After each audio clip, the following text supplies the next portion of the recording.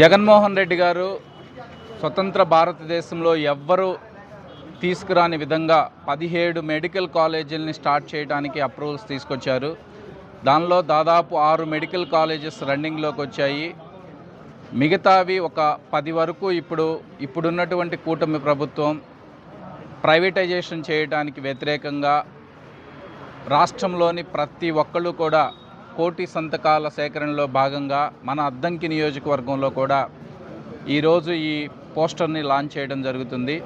మన అద్దంకి నియోజకవర్గం నుంచి ప్రతి ఒక్కళ్ళు కూడా సంతకం చేస్తూ గవర్నర్ గారికి రిక్వెస్ట్ మనం పంపిస్తున్నాము. తక్కువలో తక్కువ 50,000 వరకు మన అద్దంకి నియోజకవర్గం నుంచి వెళ్ళాలి. ప్రతి ఒక్క ఊరికి కూడా ఆ పాంప్లెట్స్ అవి పంపిస్తాము.